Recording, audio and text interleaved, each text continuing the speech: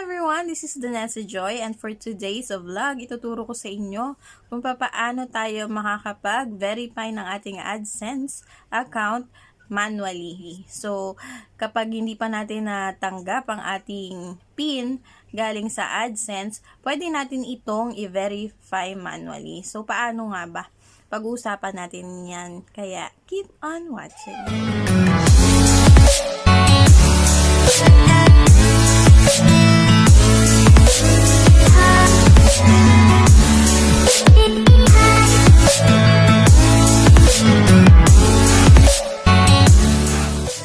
Guys, sino nga ba si AdSense at ano ba ang kanyang silbi o ginagawa sa ating YouTube video? So, alam nyo naman na kapag tayo ay naka-reach na ng ating requirements kay YouTube at na-reach na natin ang 1K subscribers at 4,000 watch hours, kailangan na nating mag-apply for monetization at step 2 nga ang pag-link ng inyong AdSense account kay YouTube. So, bale, ang mangyayari, si AdSense ang maglalagay ng mga ads sa ating mga video para maka-earn tayo o kumita tayo kay YouTube.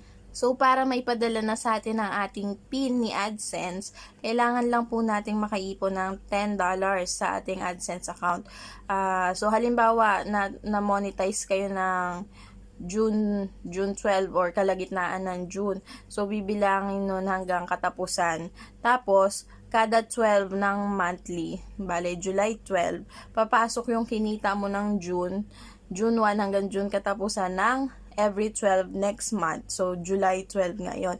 So, kapag pumasok na kay AdSense ng July 12, yung nakumita ka na ng 10 or higit pa, yon automatic yun, magno-notify siya sa'yo na ipinadala niya na ang inyong PIN. So, sa mailing address nyo yun. So, halimbawa sa Pilipinas kayo nag-address, kung country ang pinili nyo ay Pilipinas, hindi na yun magbabago. So, yung address nyo, pwede nyo palitan kung nasa Luzon, Visayas, Mindanao.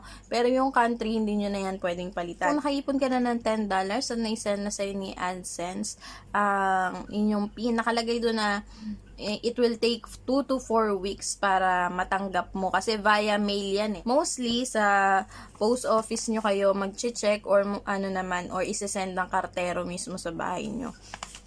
So, dahil ngayon na simula March, nagkaroon ng COVID at ang mga PIN na-delay talaga ng ilang buwan. So, katulad ko na June na monetize at July 15, pinadala yung first PIN ko ni AdSense. Anong nangyari? Hindi ako nag-request.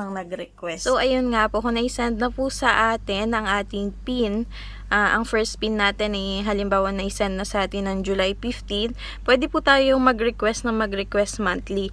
Sa akin kasi ang mali ko, hindi ako nag-request agad, hinintay ko pa siyang ilang buwan, parang after 2 months pa ako nag-resend. Tip ko sa inyo na mag-request kayo agad. Kung una sinend sa inyo, halimbawa July 15, halimbawa lang sinend sa inyo, mag-request kayo after 21 to 28 days. Tignan nyo kung pwede na kayo mag-resend ulit. So, nakalagay naman dun yun sa baba, yung resend. Tapos, mag-highlight naman siya ng blue kung pwede ka na mag-resend. Kasi naka-gray siya kapag hindi ka pa pwedeng mag-resend. Naka-gray lang siya, hindi mo siya makiklik. Pero if ever na pwede ka na mag-resend, naka-blue na yun. So, ayun po, kapag naka-3 attempts na tayo, bukod dun sa una nilang sinend, kasi pang-apat yun, pwede na tayo mag-manual verification. So, pwede na nating i-verify manually ang ating AdSense account. So, paano nga ba yun? Ipapakita ko po sa inyo kasi na-screen record ko siya. Ipapakita ko sa inyo kung paano po tayo makakapag verify manually ng ating AdSense account at makakasahod kay YouTube.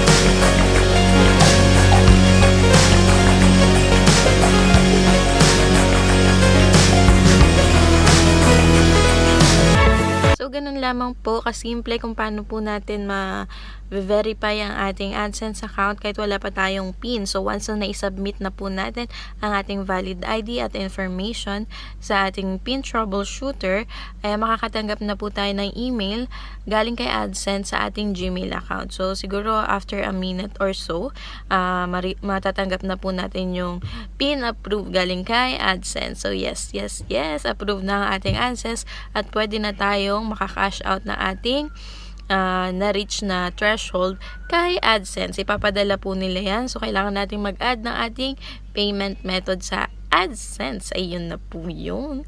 So, ayun lang. That's it for today, guys. Maraming salamat po sa panonood.